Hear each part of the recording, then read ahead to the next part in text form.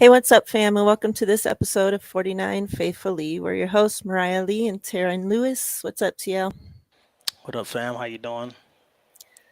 It's been a crazy week for both of us for different reasons, so it's nice to just come here and talk football and get our minds off things.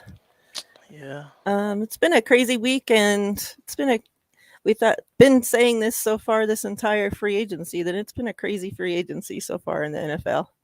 Um, Not so much for the 49ers. Well, I mean, kind of crazy in a way, but not because we're making moves. Um, we're going into this week, and Jimmy Garoppolo's still on our football team. A lot of people are questioning John Lynch, um, calling for John Lynch's head already, saying that he should have taken that TV deal and did us all a favor. I think John Lynch has been hibernating. I know. Um, but yeah, I mean, how are you feeling so far that the 49ers are doing in free agency? How are you feeling that Jimmy's still on the team? And do you think what do you think that we end up doing? I mean, do you even see that there's a place for Jimmy to go at this point? So yeah, I guess we got time today. So let me tell you everything I feel about it. So as far as the John Lynch thing, like I really want to trust this organization.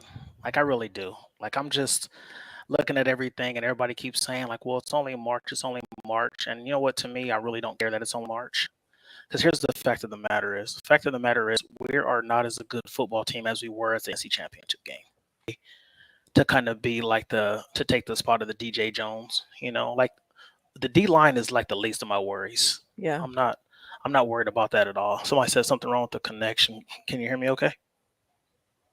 I can hear you fine. Oh, okay. I don't know. But anyway, yeah, so looking at everything, I want to be patient, but at the same time, the NFC has gotten a lot weaker.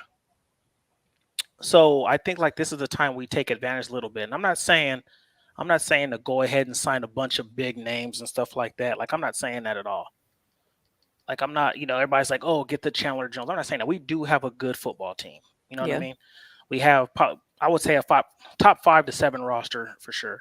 But the situation is when you have two NFC championships in 3 years and a Super Bowl appearance, and then another game away from a Super Bowl, this is a time to improve your football team to get over that hump. And I don't think that we're doing that. Like, everybody keeps saying, well, we still have the draft. We still have the draft. Well, so does every other team. yeah, Every other team has a draft to get better as well, not just us. So, and then you're banking on rookies coming in and being good. We have 9 picks. I don't think we keep them all. We like to trade our picks and stuff like that. So you're at a 9 picks. Let's just say we keep all 9. We keep 9 picks. How many of those 9 are going to pan out? right. How many of them are going to be first year contributors? How many of them are, you know, that you think that, oh, they're going to come in and make an immediate impact? You don't know. So I'm worried, just like Swan Song was saying. I'm worried about this offensive line. It scares me. You know, Aaron Banks' true position is left guard, so I'm cool with that. Him sliding over, him being in between Trent Williams and Alex Matt. But what's going on that right side? You got Jalen Moore, Colton McKivitz. You have a hurt Mike McGlinchey. So what's going on that side? I think you need to set Trey up for success, get you a good offensive line, get some veteran presence in there because Kyle has shown he doesn't what's the word I want to use? Kyle has shown he doesn't trust young offensive linemen. You know what Yeah. I'm saying? He wouldn't play McKivitz. He wouldn't play Banks. Like I mean, he he doesn't likes his trust guys like rookies to be in in general. general. Yeah. You Well, know? and if you look at it too, and I mentioned in Spaces about a week or two ago, I tell everybody it's like we're a good offensive line because of free agents and trades. Yeah, When Mike McGlinchey got hurt, our starting offensive line was nobody that was drafted by the 49ers. Tom Compton, Daniel Brunskill, Mack, Trent Williams, Tomlinson, trades or free agency. And now you're banking on going into the season with first year starters on offensive line, including Trey at quarterback, which I think is going to happen. So now you're looking at 3 new starters on offense, including a quarterback with the Super Bowl caliber roster, and you're not taking advantage of the situation. So that's what bugs me about it. Like you should at least, try to create some cap space. And I know they did. Like they with Armstead's contract, and I think it was Kittle's or yeah, whatever the case may be. So this is what I laugh about. They sit there and they say Jimmy's contract's not handcuffing us. Laughable. If Jimmy's contract's not handcuffing us, then why do we need to restructure other people's contracts? You know what I'm saying? And they're like, well, we can extend Ward. We can also restructure Trent Williams. We can also restructure Fred Warner. Well, you wouldn't have to do all that if you just cut your losses. Yep. So with Jimmy being on the team, honestly, I don't know. You and I have talked about this ad nauseum. This organization does some head scratching stuff. Me and Miriah are as faithful as we get, and we want to trust in this team. But at the same time, if Jimmy's on this team through training camp and all that, wouldn't shock me one bit. I'm just worried about, and I know Trey's strong. I know Trey has a strong mind. He's smart, stuff like that. But at the same time, it's like you don't promise somebody a job and then to say, oh, you know what? Never mind. I'm taking it back. Because even though we didn't hear conversations of Trey and the organization saying, here, Trey, here's the keys, we were told, the whole world was told Trey was going to be the starter when Jimmy did his exit video. He said his Yeah. goodbyes. When Jimmy said his goodbyes, that told Trey right there, the team is yours. And now they're playing his musical chairs at quarterback and, oh, let me do this, let me do that. And he might be on the roster. And I don't know. I want the man gone. Has Jimmy done some good things for us? Yes, but it's time to move on. He's not going to win you a Super Bowl. When we need him the most, he doesn't step up to the plate. Right. That's what was worries me. So it's like you're going into the season saying, well, it's a good thing to have two good quarterbacks. Well, yeah, but it's not good when one of the quarterbacks on your team is hindering the cap space and one of the reasons why we lost the NFC Championship. So Yeah. that's my issue going forward with that. Um, yeah, and it's funny because my next question to you was going to be about Jimmy being on the roster and if that was hurting us because that's been a hot topic this week. Um, and then it's funny that Swan Song says about your friend and the wrong boyfriend girlfriend because the thing that I wrote down was it's like you're having like you're living with your ex and or yeah, like you're gonna go move in with your baby mama and her new husband, if she were to remarry or whatever. Like that's the kind of situation. Like, does Jimmy people are keep on to say, oh, about that other side of it, but does Jimmy want to be on this team? I don't think so. He said goodbye. Like how stupid would it look for him to now return back to the team that he already said his goodbyes, right? The team that already has tried every year in the last how many freaking years to replace him. The team that went out last year and did replace him.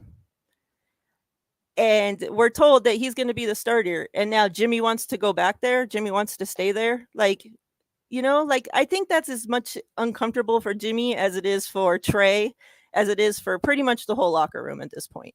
So yeah, I think that's toxic. It That's going really to be hella is. crazy if they go into training camp with this guy on the roster. Um, and that's the thing, is that the locker room does love Jimmy.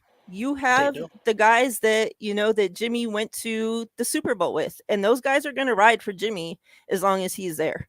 So as long as Jimmy, people keep saying, "Oh, well, Jimmy can go and be Trey's backup," like that's not going to work. Like, Mm-mm. and if you can't understand that, then I'm sorry. There's, I don't know what to tell you. Well, Um, what's funny about it, Mariah, is you hear people always saying like, "Well, maybe we can restructure Jimmy and put him as a backup." Why would he take a pay cut? yeah, He's going to get $25 million this year. If you're going to say, "Oh, Trey beat me out, and I'm going to sit on the bench," I'm going to sit on the bench happily and make my $25 million if you don't cut me. yeah, So it's a win-win situation for him. So I don't get why you would do that. And for Trey's confidence, you put, if he wins the job, which I feel like he truly will, because he's just a better quarterback. If he wins the job, soon as he makes mistakes, you're gonna hear, the players in the locker room, oh, put Jimmy in, Trey's just not ready, and we're 0-2, and he's thrown a pick in both of these games, and you know what I'm saying? Like it can just be one of those things where it's like people are going to be advocating for him, and that's just something that you don't want to set up your future quarterback for. Like, yeah, the way Miami initially handled the Tua situation was horrendous. yep, It was a back and forth quarterback. Put you in, put Fitzpatrick in, put you back in. Fitzpatrick, like, come on, like you need to endure confidence in these picks that you're riding for. Like, you got Tua was a top five pick, and you got Trey was a top five pick. So it's like you have to put trust in these dudes. So I really hope that they really have give the keys to Trey and just say, here, I hope he doesn't have to return the keys back to the dealership. That's all I got to say. You know what I mean? Yeah, and I think, with the whole Tua thing, I think that we could, say, Tua was definitely affected by that even last season, with his confidence, like, and it still seemed, that like he didn't it seemed like, he went out there playing so scared to make a mistake, because he didn't know when the next time that they would be yanking him, for whoever it would be, Correct. Um and yeah, I think that that's the last thing I want to see happen with Trey. I think that we saw his confidence take a hit at the beginning of the last season as it was. Um and yeah, that's that's something I definitely don't want to see happen.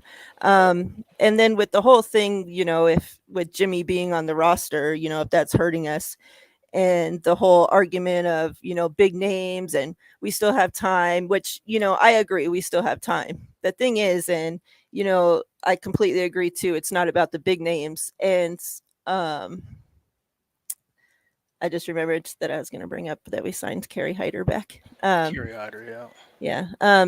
But it's about, we need players. Like, we lost a lot of players this season. We only have 9 draft picks, no first round picks, like you said. So we have to expect that we're going to hit on all those. And then what? Like, we don't have enough players to even fill the freaking roster at this point, For We real. need to sign somebody. And how are we going to do that?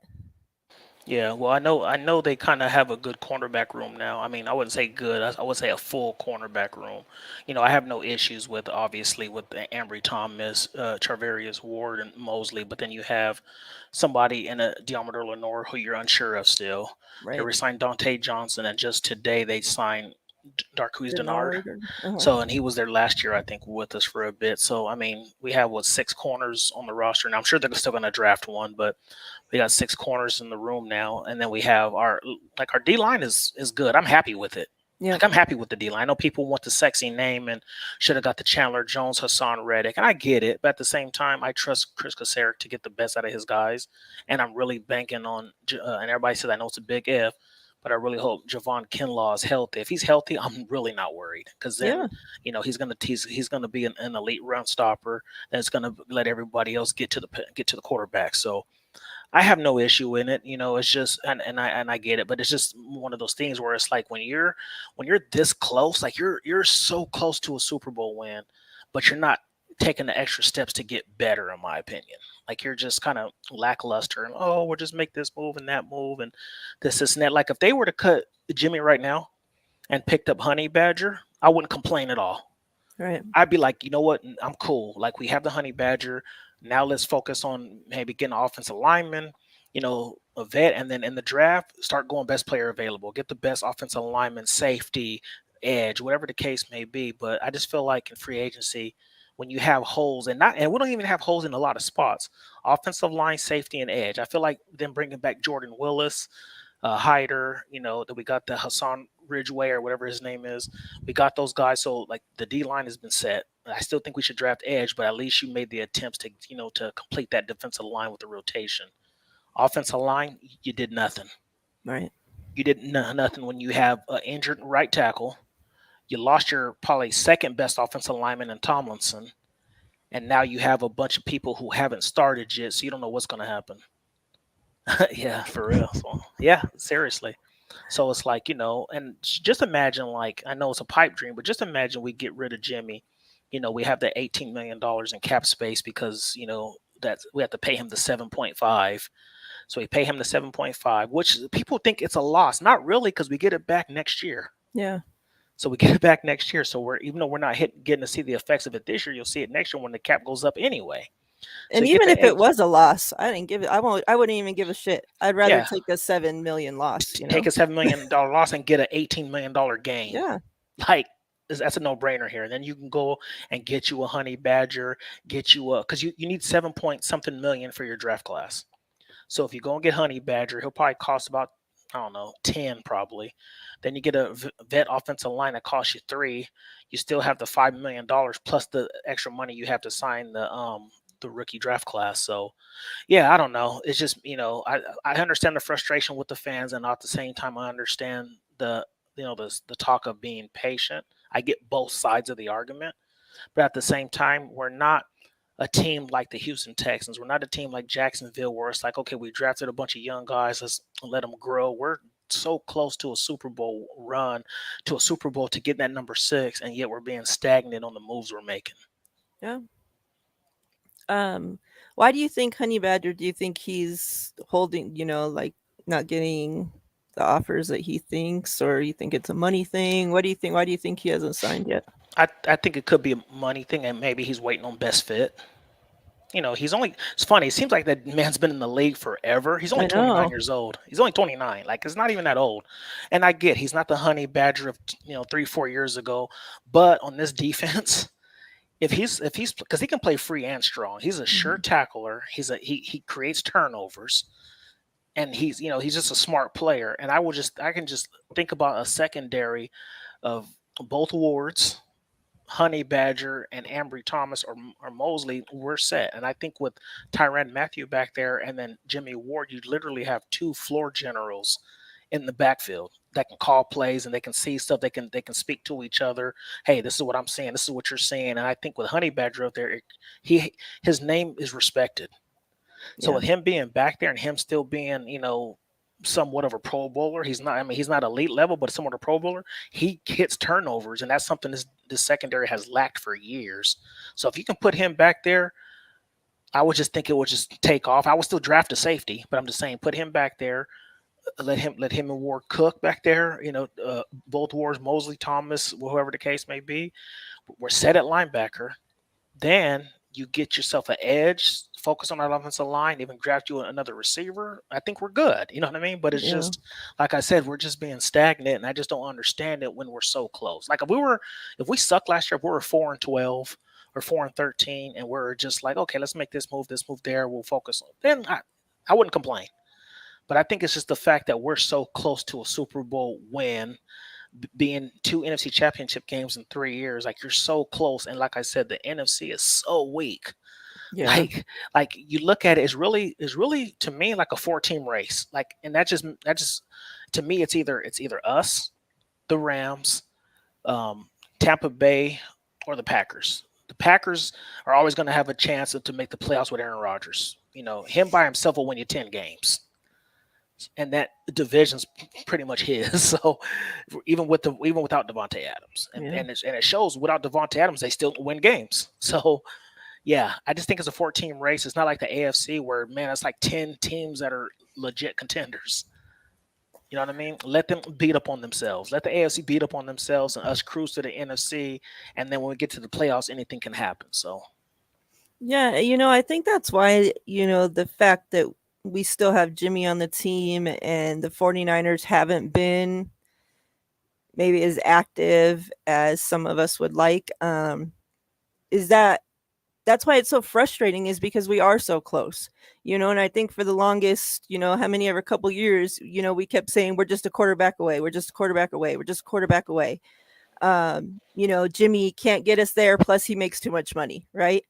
And now we got that quarterback, and at the time that we should be taking advantage of his rookie contract, we still have Jimmy and him making all the money sitting on the team, and it's like we could have made those moves to possibly, that would have got us over the hump and, get us into the Super Bowl, because like you said, the NFC is just as weak as could be right now. yeah, Um, but instead we're just sitting here freaking massaging Jimmy's feet, like I don't get it. you know what Um, sucks too with Jimmy, Sudfeld, and Trey. Our three quarterbacks combined are making 36 million. That's yeah, that's ridiculous. crazy. $36 million with three quarterbacks on the roster, which is dumb. It doesn't make sense at all. And the starter on a rookie deal. Yeah, So the backups are making how much of that money? That's crazy. yeah. The backups are making out of that 36 million. The backups are making 27 of it. Yeah, that's crazy. Um, Speaking of how weak the NFC is, before we got on, I had seen something kind of swaying a little bit. Um, a Seattle Seahawks podcaster, Hmm. has a pretty big following. It seemed on Twitter, has about 13K followers. I don't know about their how their podcast is, but they had posted 33 minutes ago. That was at the time, prior to us going live. That I guess DK had answered some questions today and said that it's time for him to be a leader now. And so they're like, oh, that proves that DK is going to be on the team, because I guess there's been trade talks about him. And so he said that they have one of the top, what is it? Oh no, they have the best wide receiver duo in the NFL. In the NFL, with Lockett and DK. What are your thoughts on that? Because I would argue that they have far from the best, even top wide receiver duo in the NFC West. And that's not even just, in the NFC, like in the NFC West, I would probably put them third, if not fourth. What are your thoughts on this guy saying that they have the best wide receiver duo in the NFL? That's kind of funny. Well, I would kind of expect a NFL player who likes to compete to say something like that. No, So, DK didn't say that. The podcaster, the oh, Seattle got you. Seahawks I didn't say DK. podcaster said Oh, that. the podcaster. Well, he's delusional because yeah, it's not even close. Like I'd probably put them. Man, there's so many. There's so many ahead of them. Like I would say that Cup and who the guy they just picked up from Chicago, Allen Robinson. Robinson, You yeah. got Allen Robinson. Then you got Adam Thielen and Justin Jefferson. I mean you got there's so many. Like he's tripping. It's not even close in my opinion. Yeah. I mean, if you break down just the NFC West, so Lockett, DK, Robinson and Cup, Debo and Ayuk, Hmm. and then, D Hop and Moore slash AJ Green. I mean, Yeah, yeah, and like I said too, Adam Thielen. Adam Thielen, Jefferson aren't no slouches. That's a great duo. yeah. Then so say the NFL. I mean, if he would have said best duo in the NFC West, okay, you can argue that. Tyler Lockett's made a Pro Bowl, and so is DK. Cool. Okay, you want to argue that, but to say the NFL, yeah, no, yeah, he's smoking for real. Like he's super delusional. I understand wanting to ride for your team, but that's just ridiculous. That's like me Yeah. saying like, oh, I don't care what nobody says. We got the best quarterback situation in football, whatever the case. I'm not gonna say that just because I'm a Niners fan. So Yeah. Like, I love Trey Lance, but I'm not going to say that, we have the best quarterback in football. yeah, I'm Niner uh, by nature. The Miriah mentioned there was a Seahawks podcaster that said that DK Metcalf and Tyler Lockett were the best NFL duo in football. um, did Jimmy get his UCL surgery? Have you heard about that UCL? I have not. Uh, that I that's don't even think that that's even happened. that disappeared. Yeah. Magically disappeared. I saw something And else Mike too. McDaniels, hey, I got to give that man his props over there in Miami. They're being super Yeah. aggressive. They're being super aggressive. I mean, people are sleep. People want to talk about the Tyreek Hill trade. One thing, people are sleeping on them picking up Cedric Wilson from Dallas. He was Yep. a good receiver last year. He's your number 3 on that team behind Jalen Waddle and Tyreek Hill. Like that is an amazing offense right now. And they picked up Raheem Mostert. Like to be honest, this team is all in Tua's hands right now. If Tua can go Yeah. out there and just give some good quarterback play, that team, I don't think they'll make the playoffs because the AFC is so deep. But it's a scary team. Like I wouldn't want to play them. That's a fast team too. I put a bet in on them to win the Super Bowl. Did you 6,000 odds. Yeah. 6,000 odds? Was it $100 to win 6 grand? Yeah, it's not bad. Yeah, I agree, Um. Swan. He's not playing. Mike McDaniel's out there doing his thing. I got to give him his props. Yeah. I mean, I'm impressed. And I sit in on the 40. I mean, on the Dolphins spaces and listen to them, and they're hella excited too. I have a few friends that are Dolphins fans as well, and they're all hyped. They're all hella bought into McDaniel and what he has going over there. Yeah. At least somebody's making moves, You know what's so crazy about that? Even after that trade, they still have what did they say? I think two first round picks next year. Yeah, So that's like even after giving all that draft capital for Tyreek Hill, next year they're going in with two first. yeah. Plus That's all the ridiculous. moves that they've made. Yeah, They've made some big moves so far, and yeah. They literally can focus on nothing but defense the rest of this draft. yep. Like I'd probably get some offensive linemen and go defense edges and stuff like that, and that team is going to be set, especially with two first next year. That's crazy.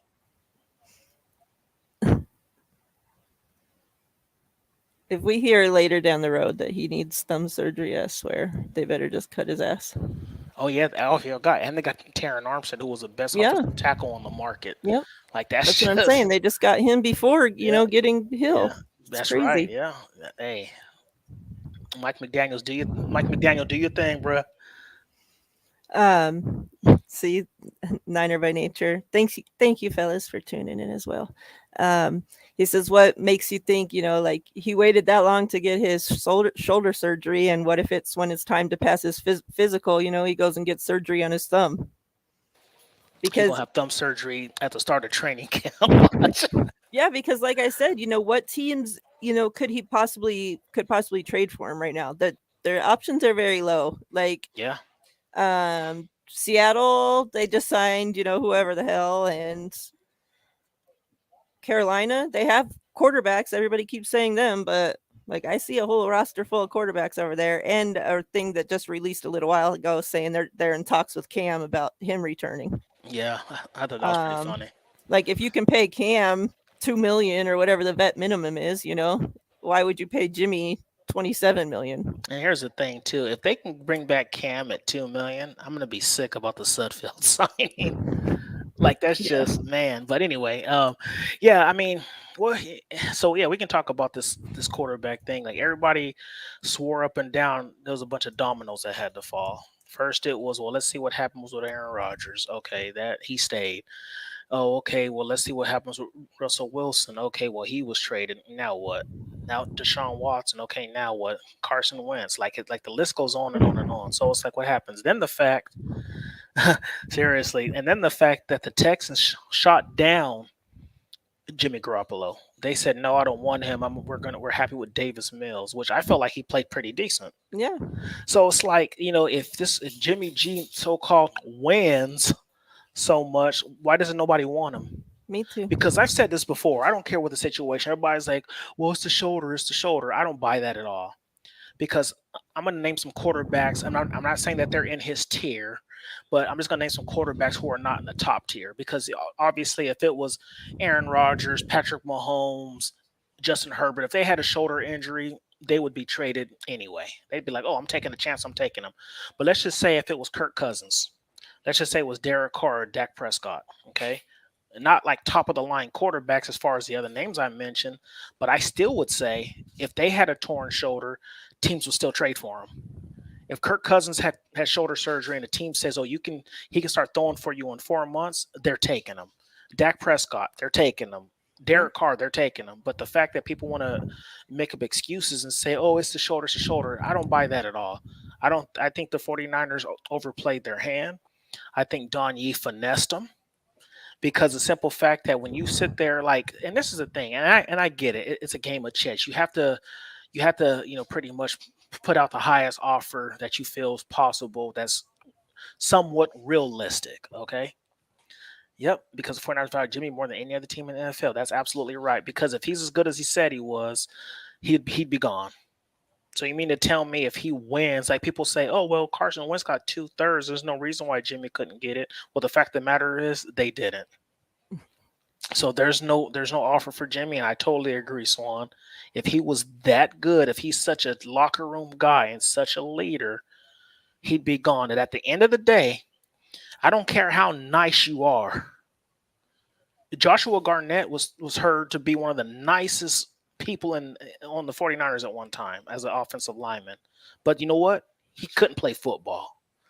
So at the end of the day, I don't care how nice you are. If you can't do your job effectively, people are not going to want you. And that's exactly what happened when it comes to Jimmy. They overvalued this man. I think if they would have sat there and told people like, you know what, give me 2 day 3 picks, I think he might have been gone. If they would have been like, give me a fourth and a sixth or something like that, I think he would have been gone. But the expectations of give me a second, 2 seconds, or you're like, come on, John Lynch, like you know better than that. So does Kyle. I listened to John Chapman the other day, and he made a good point, which scares me because the simple fact is like, I just hope they're not letting their ego get in the way because they want to be right so bad that they're just like, see, we can get trade value for him. Like if they're just being stubborn, they're just like, I'm not going to cut this guy because I don't want to be wrong. Mhm. I'll be pissed off. I mean, I'm just a fan. I'm nobody. There's nothing I can do about it. But what I'm saying is like everybody should be outraged if this man is on this team. And I mean, I know there's the other side who are just like, oh, just keep him. And he's taken us this far. He didn't take us anywhere. He contributed now. I'm not going to take that from him. He still had to take every snap.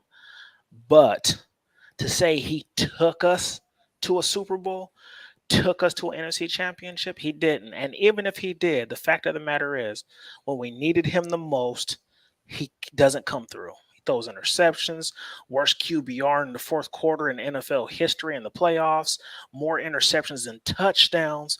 So don't give me this bull of he doesn't do this, he doesn't do that, or he does this good. I don't agree with that. It's foolishness. Like I don't know what you people are saying out here. I don't know if he has you guys mesmerized or what. But to sit here and say that you want this man back on this team because he gives us the best chance to win is nonsense. That's all I And got on that. yeah, I think, that's what Niner by Nature is saying. If Kyle, if Jimmy's on this team and Kyle doesn't start him, a fat put, what that does to Trey, aside, um, you're going to have part of this fan base and the locker room in an uproar. Like, are they willing to do that? Like what takes more balls at this point, to cut Jimmy or to keep Jimmy on the team and deal with everything that's going to cause? Like, because you still have fans that ride and die for Jimmy Garoppolo. Sure. So it's like, you're getting into muddy waters now. Like we see how we got through this last season was we like barely skimmed by as a fan base. We still have people at 8 o'clock in the morning during freaking free agency talking about, send me your address and all this shit, Meet me at the airport and yeah, all this Yeah. other stuff. Yeah, it's And this crazy. is people of our same fan base, not of, the Seahawks fan base. Yeah. 49ers against 49ers, So can you imagine like having Garoppolo on this fan base, whether they were, on this team to go into this next season, whether they had him compete with Trey, whatever the case may be, whatever the outcome, it's a disaster. I don't see how that could be a positive thing, no matter any way around it. With the fan base, with the locker room, with Trey, with Jimmy, with anybody, with money making, with fans going to watch the games. I have hear fans talking about they're not going to watch football. They're not going to, watch the 49ers next Yeah. season if Jimmy's on this team. And I believe them because these people hate Jimmy. Yeah. Like I don't care, I don't know the guy, I don't hate him, I don't want him on our team. It ain't personal. Like I don't hate the guy, as a person.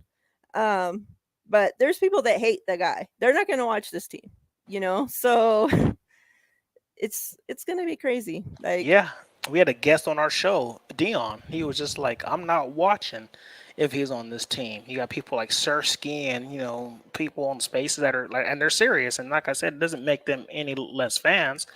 But and yeah, I don't hate Jimmy as a person. He might be a great guy. Like seem like a cool dude to go out and have some drinks with, talk football with, talk about life, whatever the case may be. But is he what's best for the team? You know what I'm saying? That's what it comes down to. Is he what's best for the team? No. Like ultimately, and people say, "Oh, you exaggerated." They literally picked Jimmy Garoppolo over Laken Tomlinson. Yeah. It's like, no, I don't want to pay you 14. Oh, I think he got 13.2 million. I don't want to pay you 13.2 million, even though you don't miss games. So this is what it comes down to. Can I pay you 13 million? No, I know you don't miss games. You only allowed 2 sacks in 2 seasons. You made a Pro Bowl, but I'm going to keep this quarterback who is hindering my roster and handcuffing me to make other moves to fulfill the team. How is that making the team better? And I'm sorry, when you go into every single game expecting your quarterback to throw an interception, how is that the best chance to win? We literally go into there. Like I hear people crack me up. I see people on Twitter. Oh well, we know that Jimmy's going to make a mistake, but usually after he throws an interception, he plays better. Like, did you hear what you just said? Like, you're happy and you're expecting this man to go in there and throw an interception or make any kind of turnover and expect it because, well, he plays better afterwards. Like, no, you don't hear other teams talking like that.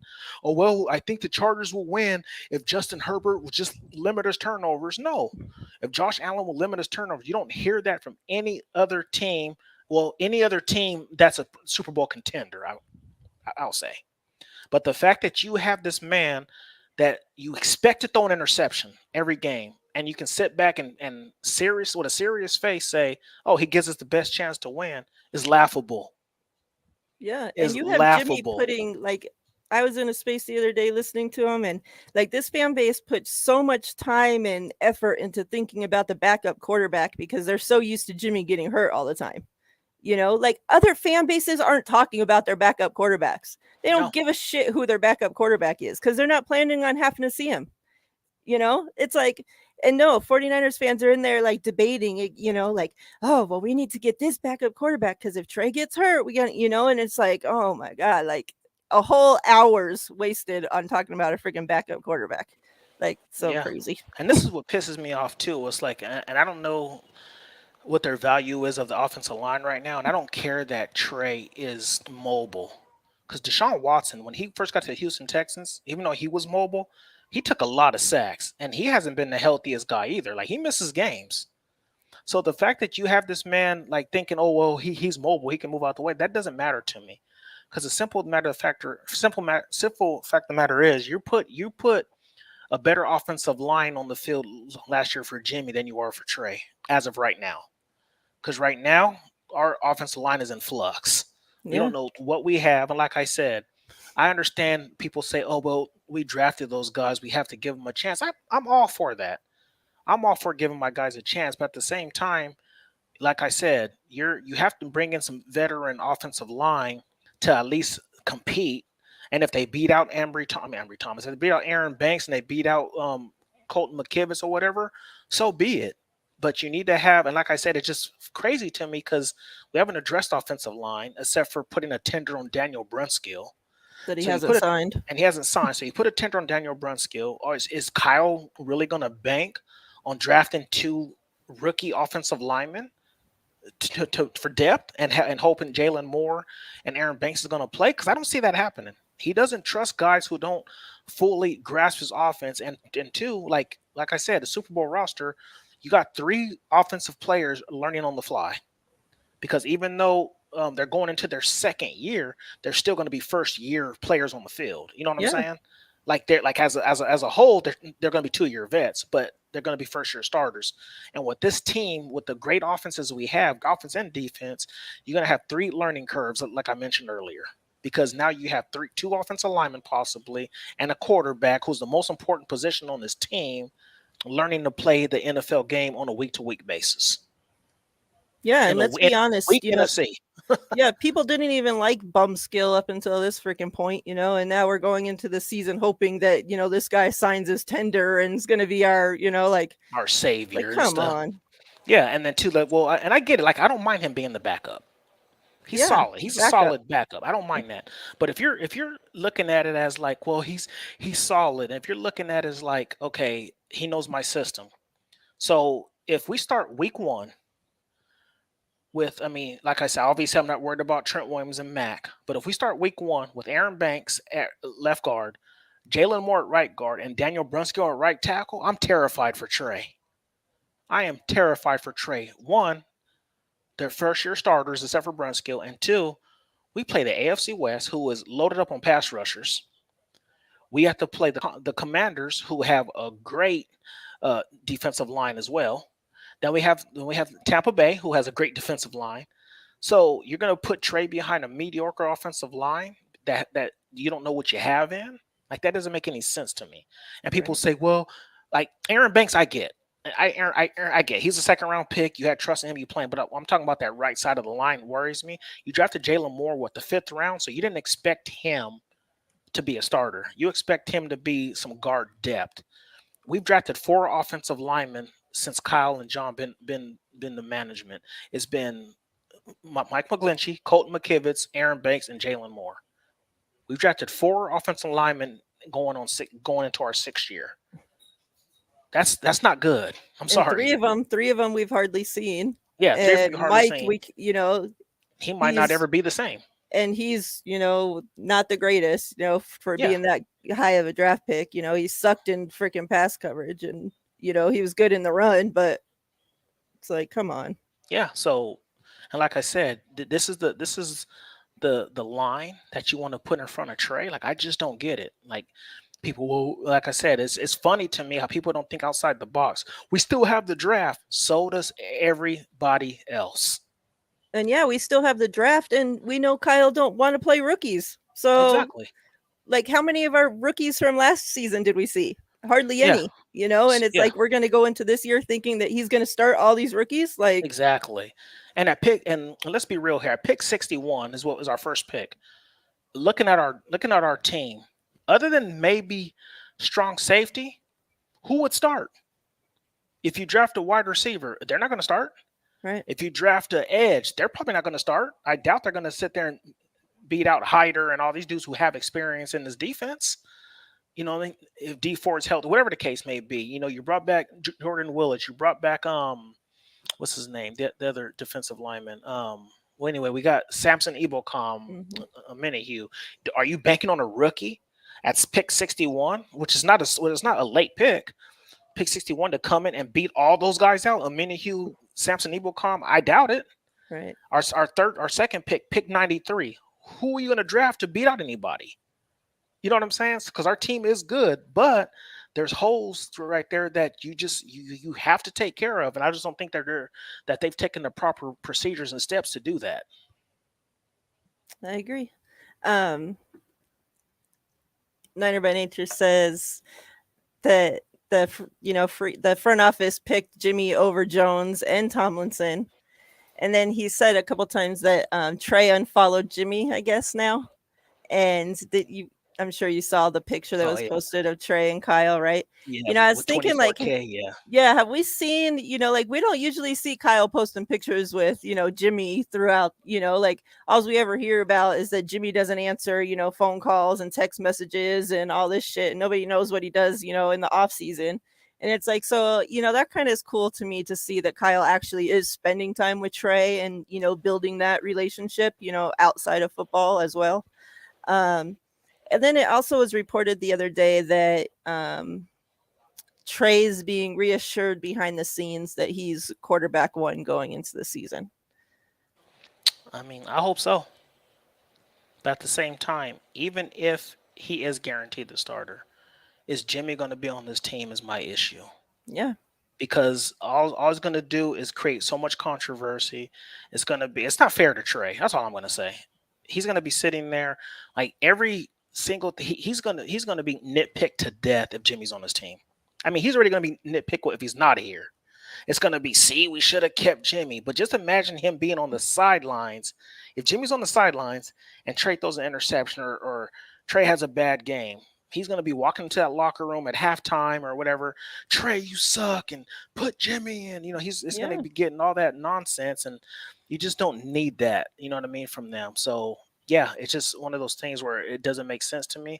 People can say all they want. We can keep Jimmy as a backup. That's not going to work. And Jimmy probably is I'm not going to sit there and disrespect Jimmy. He is a starting quarterback.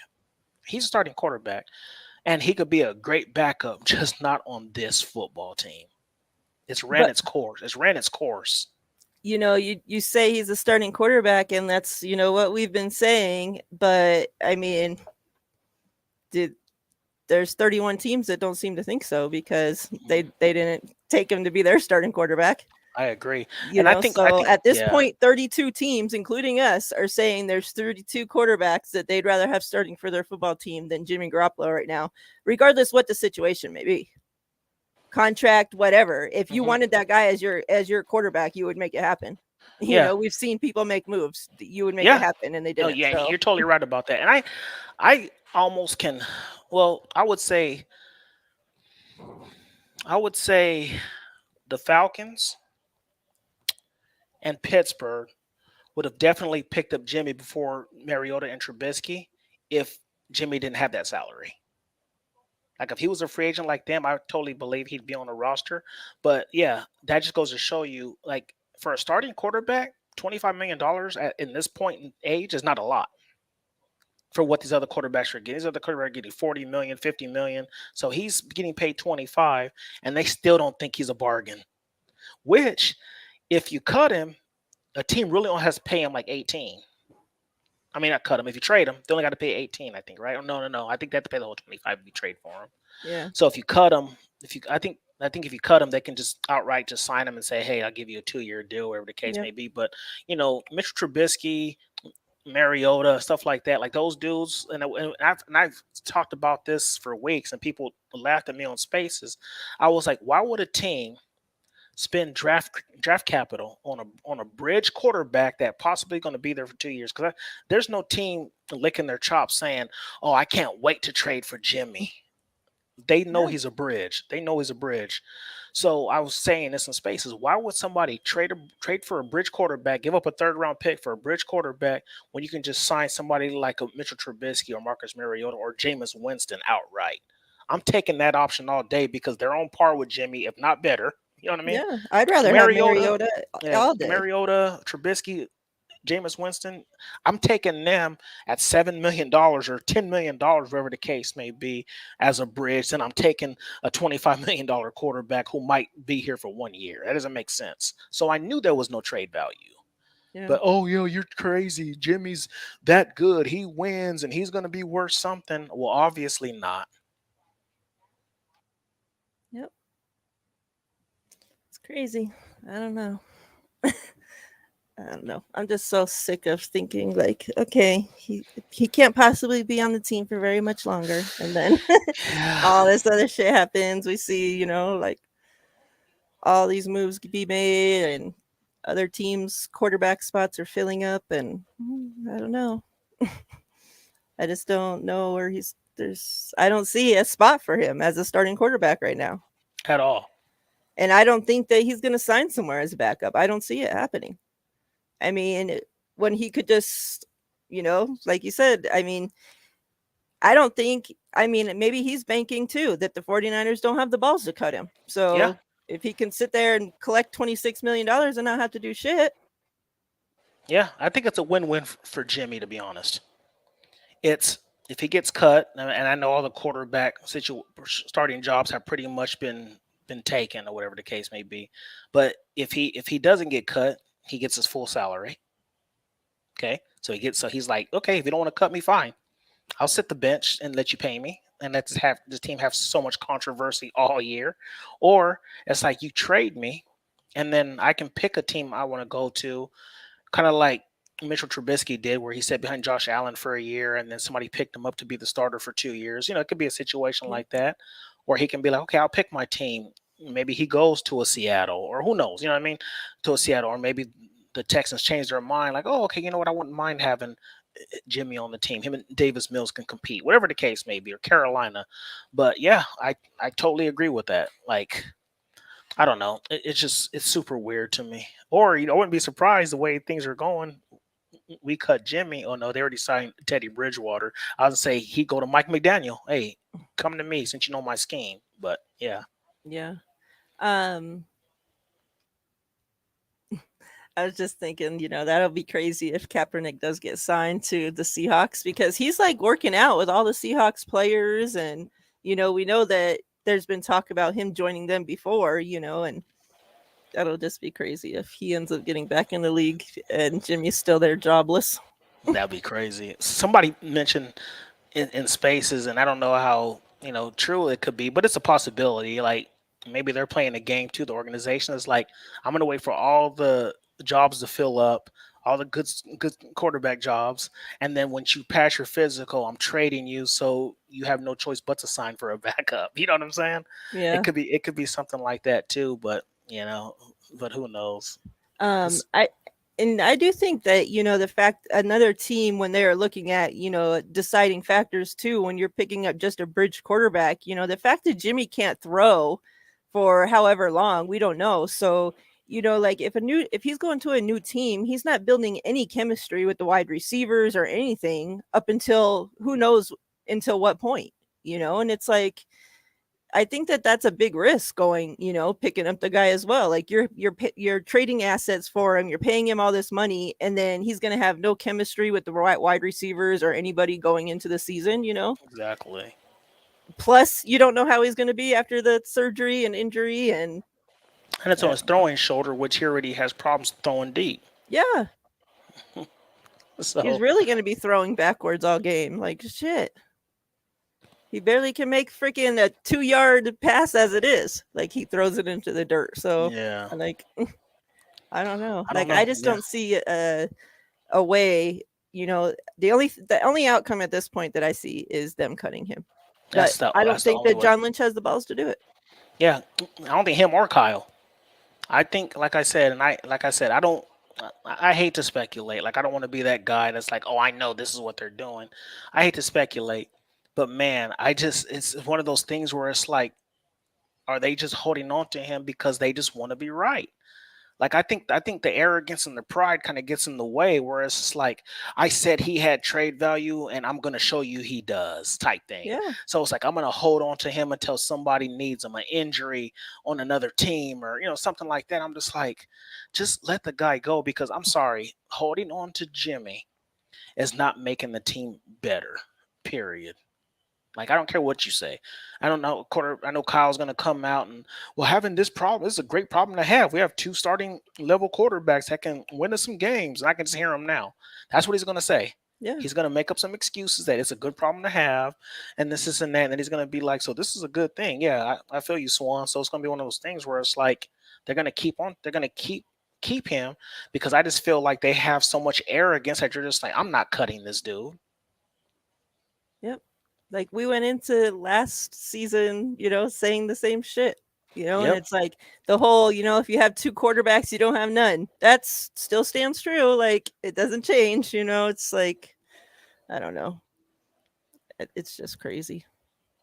Yeah. And it is, it's their arrogance. I mean, we know already how arrogant Kyle is. And then, John Lynch, he's a total Jimmy guy. And, he doesn't want nobody to look at him, in a bad way. And, since he was a player, he's a player's guy. So, he doesn't want to do wrong by his players. And, we already heard him up until this point say they wanted to put Jimmy in the best situation. And who cares? Like, that's not going to be your player anymore. Ship him the hell off to wherever the fuck. I don't care. Like, why do you care? Yeah. Like after that, he's not going to mean anything to you anymore. And here's the funny thing about it, kind of what you just said. Well, John's a player's coach. He wants to do what's best for his players. Well, this is what I will say. Doing what's best for one man and Jimmy G is hindering and doing what's best for the other Yeah. 52 men on this roster. Yep. Period.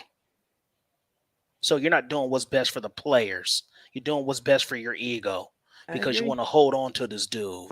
You know what I'm saying? So I don't want to hear this, oh, he's a team player and he wants to do what's best for Jimmy. Well, obviously you didn't do what's best for Jimmy because you traded a couple draft picks to get your future quarterback. So you knew right there that he wasn't that guy.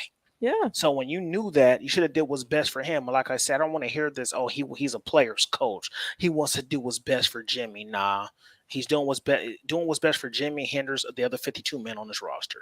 Period. I don't want to hear anything else about that. Yeah.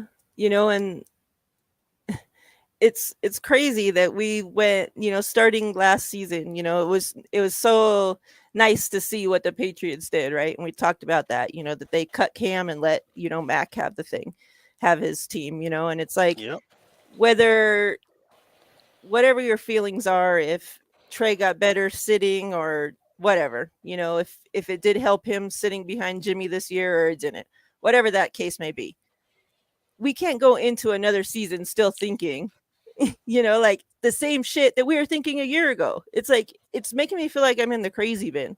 Like like I feel like we're like living through deja vu at this point, like Yeah. a whole season worth of deja vu is coming up. Like I just can't do it.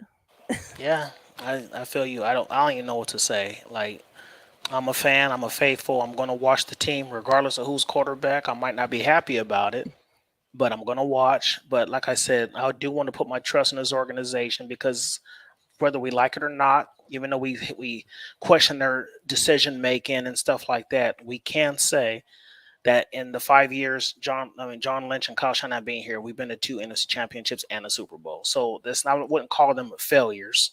They have had some success on this team, but it's time to move forward and it's time to just cut your loss. And we've talked about this before.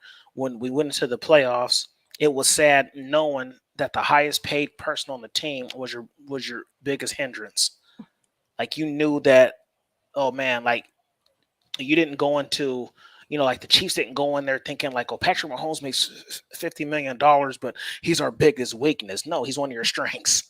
Yeah. But with Jimmy, it's like he's making 27 million, highest paid player, and it's like, man, if he doesn't turn the ball over, if he doesn't do this, if special teams, you know what I mean? It's like there's so many ifs with the highest paid player on the team that we were worried about, him having to play pretty much perfect for us to go win a Super Bowl. So yeah, it's time. It's time to just to cut the losses, and like I said, part of being a man is owning your mistakes and just saying, you know what, like if they had a press conference, if they cut Jimmy this evening and had a press conference tomorrow and they both manned up and said, you know what, we thought, we gambled. We started Jimmy in 2021. He got us far. He got us to where, he got us to the NFC Championship. We're not happy because we wanted a Super Bowl, but, we gambled on him. We thought we can get some trade value. Unfortunately, he got hurt. We made a mistake, but we're going to do what's best going forward for this team. We created some salary cap. Trey's going to be our guy. I guarantee you 80% of this fan base would be like, man, I appreciate that. I'm happy that you came out and manned up and said that. Now let's move forward. But that's not going to happen. And up until this point, it seems like they always hang on to these players that they should be letting go of, a year too long.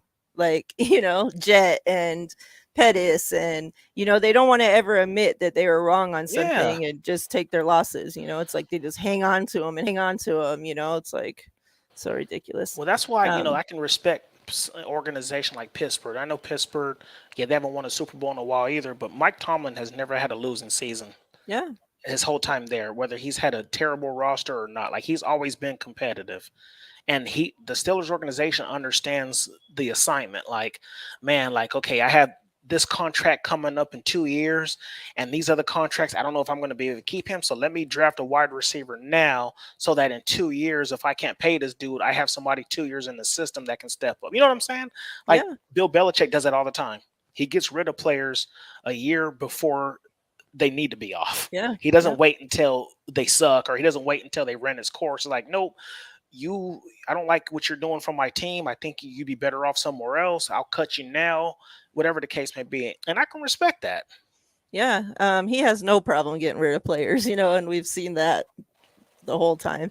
And and with the Steelers, like look at how bad Roethlisberger was this past season, and they still made it to the playoffs. Exactly. In a league that we're constantly told it's so hard to win, it's so hard to win, it's so hard to win. And for them to never have a losing season under him, like that's crazy to think about, like never had a losing season. That's crazy. Yeah. And he's been there for a long time. Yeah.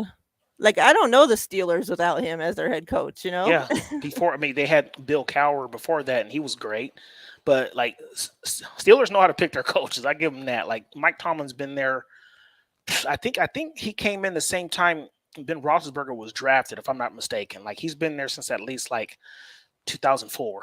He's been there And for a while. and for Like, a head coach to even hold a job that long yeah, is for crazy. 17 seasons. Like, that's a long time. Yeah.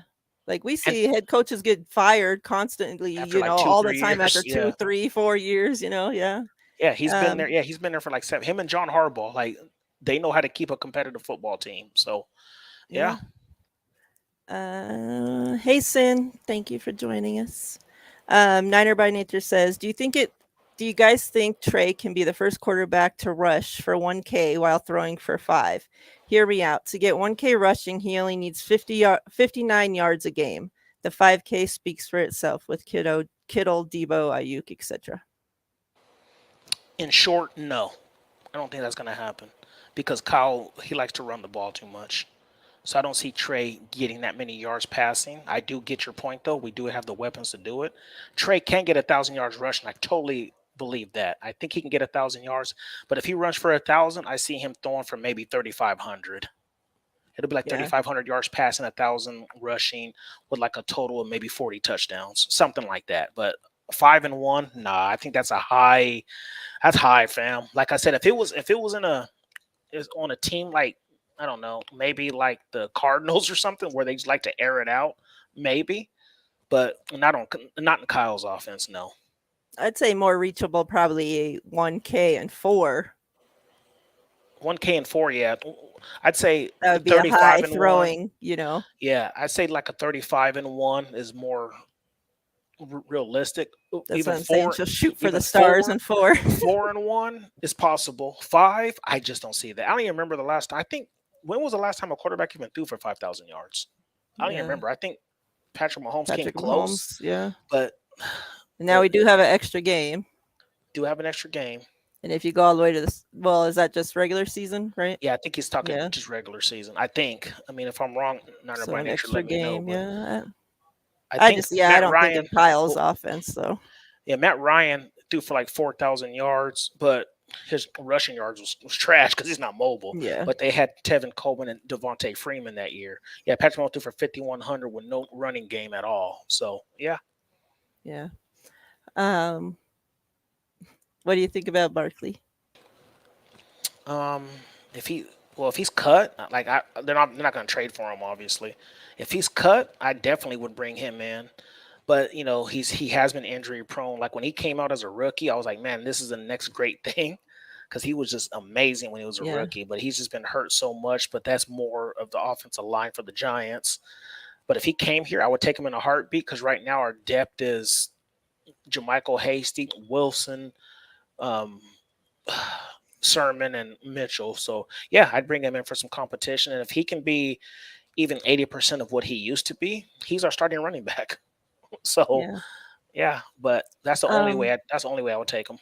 what do you think about that? About Wilson staying for another year and like I don't know. Good, Like it just good his depth. usage at the end of the season after getting healthy, like was so weird this past season. Like to not use him at all, after like he was starting for us those couple games when Mitchell was hurt. Like I don't know what the deal is with him.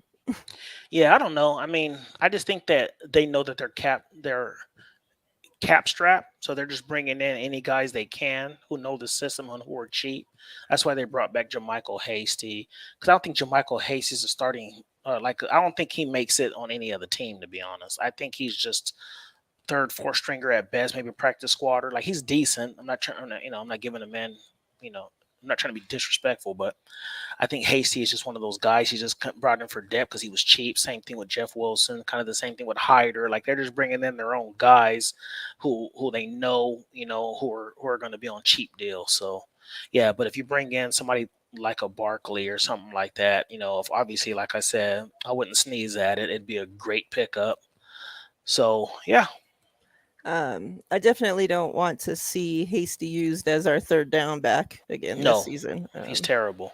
That was I'd like to see ridiculous. that role be for Kyle Juszczyk, honestly, because he's great. I mean, obviously he's great against pass protection, and then also too, I don't want him running the ball. He's more effective going out for passes. Yeah.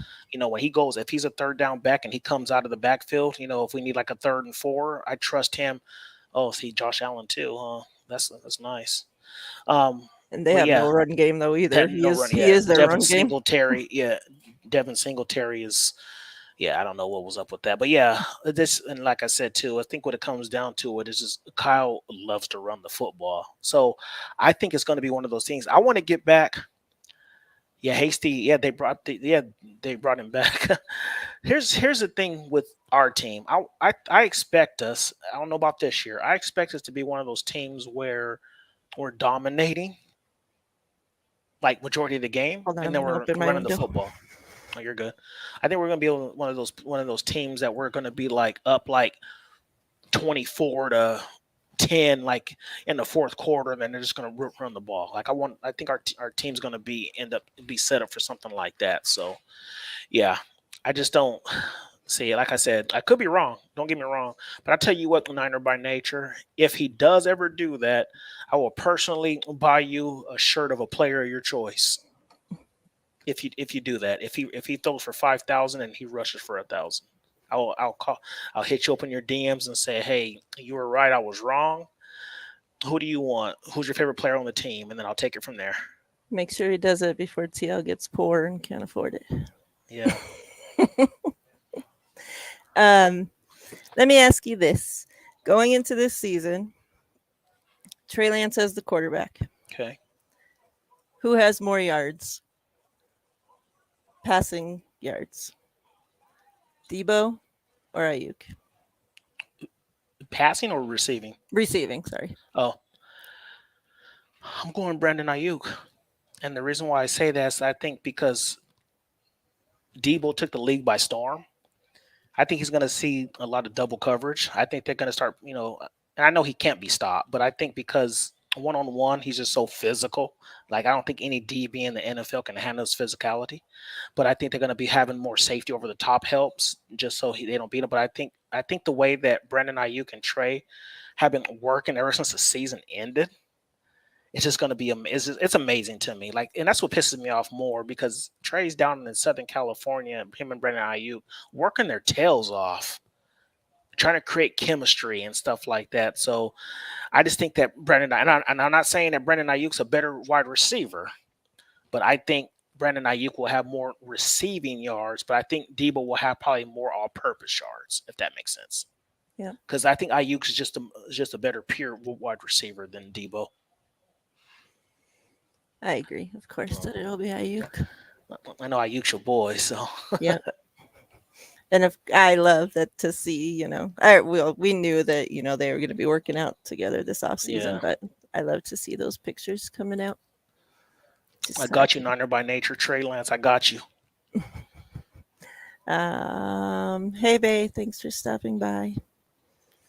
Yeah, I don't know. What do you think so far? Just NFL in general. Like, what your most surprising or most shocking move? That's because this has been like we talked about a crazy, free agency off season so far. A lot of them, main media guys on ESPN, NFL, wherever, are saying that the craziest one that they can even remember. Um, what's your thoughts so far? Like, crazy move? What are you most shocked by? I think, to be honest, the most shocking move to me was Devontae Adams to the Raiders. That one like took me by. I'm like, oh my god, like that was just crazy. Russell Wilson didn't surprise me because I knew he was going to get moved. I didn't know who it was going to be. I thought it was going to be the Pittsburgh. Honestly, I thought Pittsburgh was going to make it because they're such a good team on offense and defense. They just needed a quarterback. So I guess you can say the same thing for Denver as well. They have a good offense with Cortland Sutton and Jerry Judy and stuff like that. But yeah, I would say Devontae Adams was the most surprising news. Russell Wilson was, I think, the team he went to kind of surprised me. But and then Tyreek Hill being traded was crazy too. Yeah. Like that was just like, what the heck is going on here? And this is crazy because look at the two teams that were involved: the Dolphins and the Jets, Yep. disciples of Kyle. Like, can you get that aggressive for me, please? I know. Like, can you get that aggressive? Like, man, that was just crazy. Like, Robert Sala and Mike McDaniel were like, no, I'm trying to make this team better. I have the draft capital, so let me go for them. And Tyreek ultimately made the best decision. Yeah. because the Dolphins are a way better team and have a better quarterback at this point. So, yeah, it's just been a crazy off season. It's kind of been like the NBA. NBA, does trades like this all the time, but the fact that the NFL is just like, and they're not just like regular guys; these are superstars Yeah. that are being traded. So yeah, it's just, and I think the thing that impressed me the most is how, like, you look at the AFC West, and we talked about this before. AFC West has surpassed the NFC West as the best division in football. That quarterback Yep. play is just amazing, first and foremost. And then the fact that they all made moves and weren't content. Like they were like, "Oh, you make a move, okay, I'm gonna make my move too." Yeah. Like when the Chargers traded for Khalil Mack. I was like, "Oh my god!" And then they got J.C. Jackson. I was like, "Wow!" Like these dudes ain't playing. And then you got the Broncos like, oh, okay, let me trade for Russell Wilson and let me get Randy Gregory, let me get DJ Jones. Like they started making their moves, and Yep. then you got the Raiders like, okay, you guys made your moves. I waited and I chilled. Now let me get me a Chandler Jones to go with Max Crosby, and now let me go get Devontae Adams as well. So it's just been amazing. But I love it though. Like I Yeah. don't like I hate when a team is stagnant. I love to see teams making these type of moves. People, well, that's stupid. It's salary cap, and man, who cares about that? Like your goal is to win the Super Bowl, and they're doing the best they can to get a ring, and I can Yep. respect that. Yeah, and with salary cap and all this shit, at the end of the day, we've seen teams, if they want to go out and make the moves and get somebody, they're going to make it happen. They finesse the salary cap, they do what they have to do, and they make it work. So Exactly. I mean, really, there's no excuse to just be sitting on your hands at this point and not doing shit. Totally agree. And I would have to say, I think, like not so much that he got traded because, obviously we all knew it was coming, but I think with Deshaun going, to the Browns with Baker still there on the roster, is crazy. The fact that that's the team that traded for him. Um, while, like Baker was there talking about contract extension and, all this shit at the time. And then the fact that they gave him that pay guaranteed Yeah. with his status up in the air, like that whole situation is just crazy. Like, the fan base is freaking out. Like the front office, the owners, everybody's getting dragged in the media, like it's just like it's crazy. Like I don't know, at the end of the day, like do you feel that what they did was worth it? Like does Deshaun Watson take them to the Super Bowl? Because that's the only way I could see that, to have like everything burning around you, like for it to make it worth it. Yeah, I think they can. I mean, it's just the AFC is just so tough right now, though. So even if it's going to be hard for any team in that conference to win a Super Bowl. Like I feel like they're going to be beating up on each other for a few years because they're just so stacked. So what I will say about the Browns have a really good defense. With Denzel Ward, and they got you know can't think of the pass Miles Garrett. Like they have Mhm. great pieces on that team, and then they traded for Amari Cooper. People forget about that. Amari Cooper's on that team. They got that Donovan Peoples Jones. They got Nick Chubb, who's a top five tailback in my opinion. Like Yeah. he's really good. Now you bring in an elite quarterback who he was arguably top 5 to 7. Before these allegations, and he didn't play last year. But even if he's took a little bit of a step back this year to get back in the groove, still top 10. So you got a great roster there now, and I got to commend the Browns for making that move. That shows these fans that have been tortured for years. Browns have been bad for so long that now they have a competitive roster. So I'm happy for the fan base over there. But as your point, that salary, like you're taking a huge gamble that he's going to be free, that he's going to be clear. You're we talked about this, I think, last time, or it's one of those things where it's like, one or two women, even three women, oh, okay, maybe they're working in cahoots with each other to try to get some money out of him. But 22 women is a lot of females. 22 is a lot. I'm not saying the man is guilty. I'm just saying that's just a lot of females that have came forward. So it's one of those things where I really do hope he gets off, but I only hope he gets off because he's truly innocent. I don't want him getting off just because he's paying people off or because he's paying off these females lawyers and stuff like that. You know what I'm saying? Yeah. Like I don't want that. Like if you're guilty, you're guilty. Period. I have daughters. You do that to my daughter, if I don't get a hold of you first, then the courts, if you're guilty, you're guilty. Like I want this man under the jail if he's guilty. But if he's innocent, then he deserves to get off. And I commend him for not backing down and saying, "Hey, I'm not backing down. Like I'm innocent." But it's just the thing that makes me head scratch the most about everything is that the allegations didn't come out until he requested a trade. That's what bothers me. Like if these allegations came out first, and then he was like, "Oh, trade me," then it'd be like kind of fishy. But nothing was talked about until he requested a trade. So that is weird to me. Yeah, and with that, like talks are coming out. It's like, if the Texans had known that there was issues, like if something had come out, but just to the Texans level, and they just were sweeping it under the rug and hiding it, and to the point that Deshaun asked for a trade, and then they were like, you know what, screw it, let everything be out there. We don't care. We're not protecting him anymore. Great point. Swan says, as a woman, how I would feel, how I feel about the Watson situation. And I don't really want to speak on the man having him, not knowing if he's guilty or innocent, right? But like you said, 22 women, that's a lot. I'm not saying, that personally how I feel, and this isn't, whether I think he's guilty, whatever, but how my feelings personally on it. I'm not sure if he did those things to the extent that the claims are saying he did them. But when 22 women come forward about something, I would have to think something's happening. Whether there was consent when it happened, and then it turned into a money grab, whether it was consent and then something happened to where things went sour and they decided to switch things up on him. Things get crazy when it's when people with money, or when people have money, people go after them in ways that us normal people don't know about. Absolutely. But I would have to think that he wasn't just getting massages from these women.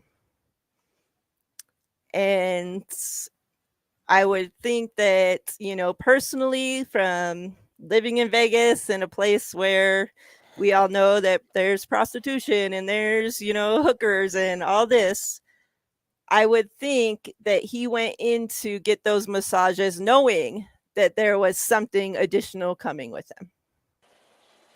And then something happened. What happened after that, I don't know. Yeah, and that's another thing too. And I'm not saying in his case, but there's a lot of people who have all this money who think that they're invincible as well. Like I can go in there and tell you I'm gonna, like who knows? I mean, it could be a situation where he's known in that town. I mean, he's like a hometown hero, whatever the Yep. case may be. They know he's making 20-25 million dollars. So I can come in there kind of reckless, like, hey, I'll pay you X, Y, and Z if you do this, and stuff like that. And I'm not saying I'm not saying he did that, but at the same time, it's like I feel like sometimes you do get this invincible mindset that it's like I can do what I want Yeah. because I have the money to protect me in the end. You know what I'm saying? Yep. So that's why I feel like it could be one of those things. But like you said, 22 women is a lot. I think it could have been one of those things where, and I'm sorry, like if he goes into these massage parlors and he's getting his massages, and these women are giving him these choosing signals or whatever the case may be, it's consensual. Like don't act like you're a victim, and that's what would piss me off. Like if you were consensual and you're just sitting there like, hey, like after you give me a massage, I want X, Y, and Z, and you agree to it. Cool. That's you're both adults. You do what you do, but to sit there and be like, "Oh, he made a pass at me and he grabbed me inappropriately," like, don't play a victim just because the man got money. You know what I mean? It goes back to like the Kobe Bryant thing. Rest in peace. When he had them allegations for that woman in Colorado, when he was like pretty much like, "Yeah, I had sex with her, but it was consensual." And then she wants to come out with the, "Oh, this is it." And don't get me wrong, don't get it twisted. These lawyers will jump on that situation whether you tell them the truth or not. Yeah. because look what happened to that woman in Colorado. The charges were dropped, and I'm sure she got paid a nice lump sum behind the scenes for her to just walk away. You know what I'm saying? So it's just, I mean, it's fishy. Like I said, it's one of those things where it's hard to speculate. You don't want to speculate because everybody, there's like they say, old saying, there's your side, their side, and the truth. Yeah. So there's something in the middle that's going on here. So yeah, so that's what my thoughts are about the whole thing. As far as like how the fan base, like women feeling about him joining the team, as far as that goes, I'll say I'm glad it's not my team. um I did want Deshaun prior to all this coming out, prior to us obviously then trading up to get Trey Lance. I thought that was a real possibility that the 49ers could trade for him. Deshaun as a quarterback, obviously, that goes without saying. He's a great quarterback, a great talent. I would not be, without knowing anything, and yeah, innocent till proven guilty, whatever. But the allegations are out there. Things have been said. I wouldn't want the guy personally on my team. And Browns fans will have to figure out how much they respect themselves as women, I guess, and Yeah. how much they love the Browns. And, I don't know. I will say this though, if he's innocent, I hope he gets off fair and square, If and you I don't hope stop saying that he gets off, well, what do you mean? I hope Because he gets off. I hope he I gets off. hope he Like, I gets think off. he Yeah, got off. That's the problem. yeah, yeah. That's true. Okay, if he's cleared, how about that? Is that better? Yeah. If he's cleared, I hope he's cleared because he was absolutely innocent. However, as a man that has daughters, if he's guilty, I hope the women get the justice they deserve. Yep. I just want fair treatment. You know what I'm saying? Yep. I agree. So yeah. Justice to him if he's innocent. Justice to them if he's guilty. At the end of the day, I'm sure we'll find out. I will say this though: the courts need to do a better job in locking up these women when they're lying. Yeah. If you come out and you say X, Y, and Z, and oh well, he did this, and then all of a sudden, oh no, he didn't do it, I was lying. Whatever punishment he got, you should get. Like I'm tired of these women, it's not a shot towards women. I'm just sick and tired of these women coming out. You ever seen that movie with Brian Banks? You ever seen that linebacker from USC? He was in college and he was like a top prospect. If you get a chance, you should watch it. But yeah, it's a true story. He was a linebacker at USC, top prospect. Like he was expected to go like top 10, top 15. A lady, said that he raped her on campus and all this other stuff. Come to find out, she was lying and he did prison time for it. She got nothing. Yeah, So that's that right bullshit. there, I'm not feeling that. Like these women need to be charged for making up these lies. Yeah, and if they did start getting punished, excuse me, I think we would, start seeing a lot less of, false, Accusations. yeah. Yeah, And I think that's all the way around, not just women. It can be said the same for men, whoever is in that situation, and making up, those lies or just trying to get money from somebody. Definitely something should start happening to them. absolutely. Shouldn't just be getting away with it. And like this, if this guy is innocent and these girls, can just this easily, say this about this guy and almost ruined his career, like had him sitting on the bench, had him the media asking him questions every day during training camp or when he finally showed up, at the beginning of the season till they sat his ass and all that. Like just walking up to the freaking building, they'd be trying to question him and shit. Like, Yep. this guy's gone through hell for the Yeah, last absolutely. however long, and so if it ends up that he is innocent and these girls, nothing happens to them, like that's pretty fucked up I because, agree, Swan. like this guy has been through a lot. Yeah, and I agree with Swan. Like, regardless of the situation, like you spoiled this man's name, whether people Yeah. believe he's innocent or not. Like when you start putting those kind of accusations in the air, no matter whether you're innocent or guilty, people are gonna be look at you kind of different. Like, did he do it? Did he not do it? You know what I mean? So Yeah. it just sucks. So Drugs and toxic women. It's funny. yeah, Um, yeah, I agree. Um, And that's what he said. Like, I didn't get to watch this. I'm gonna go back and watch his whole press conference that he had yesterday or whenever, or today. I don't know when. But I saw like a clip from it. Then him saying, like his biggest thing now is, like proving, getting the end result of him proving his innocence and, building his name back up. It's like, what else can you do at this point? It's like, because even if it does come out that he's innocent, that's something that's on his name now, And you know what's like, gonna suck regardless though, Mariah? Even if he is innocent, and I won't say even if he gets off, but even if he is innocent, he's gonna have that nickname forever. Like you see how it happened to Ben Roethlisberger. Like, who knows if he was ever guilty, innocent, whatever the case may be. But even till this day, and this happened over a decade ago, people sit there and they call him Ben Roethlisberger, and you know what I mean? Like he still has that name regardless of the situation. So I don't think that's ever going to change with Deshaun Watson. Everybody's always going to have this perception of him. You're going to have the people. You're going to have, you're going to have the three sides. Oh, I think he did it. There's no doubt.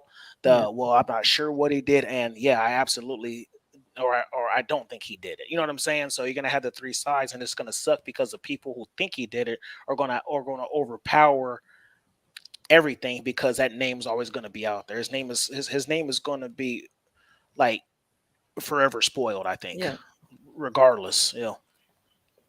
I agree. At the end of the day, I'm glad that, I'm not glad that happened to him, but I'm glad we got Trey Lance. Yep. Somebody who that's, I mean, for now, and I hope it stays that way. But it seems like the kid just has great character. Yeah, hopefully, yeah. I mean, up until this point, we thought that too about Deshaun Watson. That's what I'm So saying. Yep. Yep. that's the most shock. That was the most shocking part, I think, for me. When that shit first came out, was like, we haven't heard anything close to that. Up until that point, No. like nothing ever about him even speaking to somebody the wrong way. Let alone doing anything like that. And that's why too, like I'll always support people who I like or who I respect on the football field as football players or baseball, basketball, whatever the case may be. But my grandma always told me this, even when I was in high school and stuff. She was like, "Be careful who you celebrate, because you don't know people's characters behind the scene. Like you Yep. might think you know somebody, but you really don't." So that's why I laugh when I see people putting these athletes on pedestals and stuff like that. Oh, he's a great person in the community and this and that. Yeah, from all appearances, it might seem that way. Kudos to you. I appreciate what you do, but I'm never gonna put you on a pedestal because, like my grandma said, be careful who you celebrate because you never know. I agree. Who posts that? Trey Lance posts Instagram. I don't have Instagram, I so don't either. What did he post? he says, "Do you see that he posts Instagrams on every player transactions, Yeah, even the that's ones what that I leave? heard. He Like, posts one for each person." yeah, so every time he like somebody either leaves, like with the DJ Jones, he told DJ Jones, "Hey, I appreciate you. You were a great teammate. This and that." Then if somebody gets put back on the team, gets resigned, he tells them, "Oh, it's good to have you back. Let's go to work." So no matter who it was, like he did that to every single person who left or got resigned. So that's showing leadership already. Wow, yeah, that's awesome. Yeah. And I think that too is, back to the whole, Jimmy thing. It's like we never seen him, like, yeah, people say, oh, well, he's not on social media and whatever, but it's like you never saw him interact with anybody. It's like it was such a, I don't know, such a weird relationship with him and people. Like it just Yeah. seemed like, like we had no clue, didn't hear one single word about him or from him or anything during the off season. Yeah. So like to see, Trey like still building up his, yeah, this is the only thing, to building up his players and, like just being a leader, like showing that he's a team person, like he's a part of the team. He's, like I love that. Yeah. Just think how much more we would see if Jimmy was out of the way. Swan, men are the thirsty females on Twitter for Jimmy. I can say men too. Yeah. And I see more men that are Jimmy sexuals than women these days. So That's so funny. uh, Yeah. yeah, that's true. Because I don't know very very many women that still hang on to Jimmy like that. I mean, there's a select few group, that we know, but other than that, it's all men that like Jimmy. So I don't know. I'm just saying. I'm Yeah, not saying Jimmy it was likes men or funny. anything. I'm just saying. Yeah, and it was funny. So this is how bad it is. Okay, I went on a walk the other night because I had like kind of a rough day, and this and that. So I went for a walk. I come back and I post. Just coming back from a nice walk, I had to clear my mind. Had to learn how to be patient with things in life, right? That's all I said. Nothing about football, nothing, just anything, just something about life in general. This dude gets on my feed. Oh, I'm glad you came to your senses. I'm glad that you now know that Jimmy is a starting quarterback for this team. Thank you for being patient. Like that's what you got out of my tweet. You got me thinking I was talking about Jimmy as a quarterback. Are you kidding me? So I'm just like, dude, get your head out of his lap. Like it's For not that real. serious, bro. Like, yeah, that's the first thing that came to his mind after I posted what I posted. I'm just like, yeah, it was just mind blowing. I'm just like, yeah, it's just worse and worse every day. Like, I see people posting Trey, even people who was like really big fans of Jimmy all year, like they're done with it. Like they're just like, I'm seeing people who are like, yeah, it's all about Jimmy. It's Jimmy, Jimmy, Jimmy. Now they're just like, no, Trey's a future. I'm ready to roll with Trey. You know what I Yeah. mean? Like, so I think a lot of people are just done with all the clown show. Yeah, because I mean, there were a lot of people that supported Jimmy that were on the, their whole thing was, to let Trey sit for 1 year, so, and that they supported Jimmy throughout last season, which fine and great. But now they're, like, okay, well, Trey was sitting for 1 year, Jimmy's gone now. Like, Jimmy's supposed to be gone. So I think, yeah, that's where most people stand now. Like, but you still Yeah, have that probably 10% that are still just thinking Jimmy's going to be here. I don't know what the deal yeah, is. for sure. Thanks for tuning in tonight, fam. Yeah, we appreciate you guys. We came on a day later, but I don't know. Seems like different crowd, since it's It's a a Friday. different, yeah, Friday, normally That's Thursday. how old me and Mariah are. It's a Friday night and we're home doing podcasts and shows instead of being at the club getting our groove on In Vegas, in Vegas at that. living the We both life. we both live in Vegas and we're at home on a Friday night chilling. So that just goes to show you our life. That's because But I'd rather be with you guys than with yeah, these people out here. They're there they're you go. they're I kind of appreciate crazy that. out here. I I'm crazy, appreciate but I that. ain't that crazy. Yeah, for sure. Get the word out for us, Niner by nature. I agree. I, I think I appreciate that. He said we need more subs. I appreciate yes, that, I man. appreciate you. Thank you guys. What are you jealous of, Swan? That we live in Vegas? Y'all should be kicking it. We went to the Titans game. It's kind of hard because she works graveyard. She works graveyard, and I work Monday through Friday. I'm sorry to put that out there, Mariah. I don't want to. I'm not trying to run, but she works on the weekends a lot, so it's kind of hard for us to kick it. Although we did go watch the Titans game together back in November.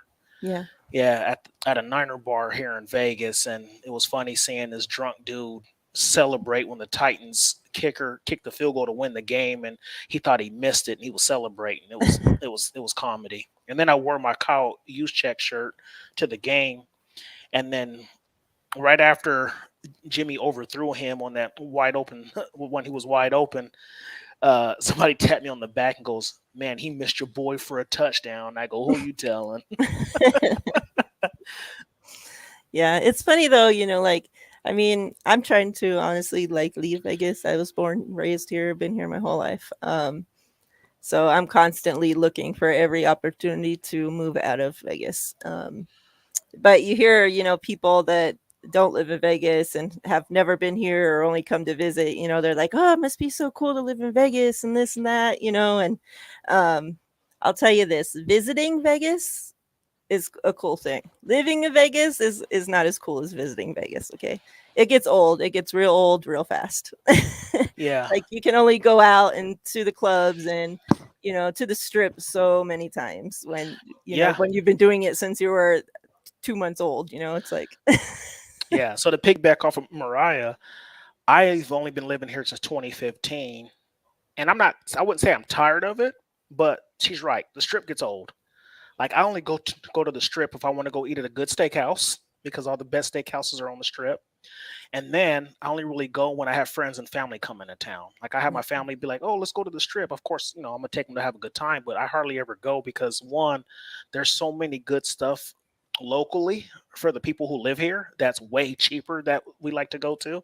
And then two, like the strip is just so busy, like, and Yeah. everything's overpriced. So we know better to go there. I only go there for entertainment. I go there for steakhouses and to go to like a comedy show or something like that. But other than that, I don't go there. So yeah, Vegas is cool. We'll both be at the John Chapman uh draft party though, for the meet and greet with Fred Warner and Elijah Mitchell. So yeah, that should be fun.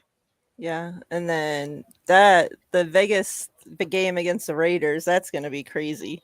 Like so Yeah. many people, like you're still hearing about that pretty much like every day in spaces, and like about people, getting ready to come to the Vegas game, and like we don't even know when it's going to be yet. Everybody's already like, I think that that stadium's going to be like, we're going to It's take gonna be that place over. it's, That's we're going to gonna be take it crazy. over and just be prepared probably for a lot of fights. Yeah. Is it a Thursday night game? I kind of hope not. I hope it's a Sunday night game. Like that'd be Yeah. amazing. I I don't don't know want what to say game it's going to Thursday be, but night. I once don't the know. schedule comes, I mean, I live here, but I want to have a good time. So when the schedule comes out, I'm gonna book a hotel room on the strip. So it's because I'll be there all day. I'll be drinking and stuff. I just want to come home Yeah. being so drunk and driving and stuff. It's gonna be a crazy weekend. So yeah, as soon as that schedule comes out and I get the date, hotel is gonna be booked. So Yeah, yeah, that's a good idea. I have to yeah, see what I'm doing around that time. A lot of things will probably change between now and then. yeah, that's true. But yeah. But yeah, appreciate you guys hanging out with us on this Friday night. And to everybody that'll tune in later, we appreciate you guys. Yeah, Hit that well, like, yeah, hit that subscribe, tell a friends. We appreciate you. I appreciate you, TL.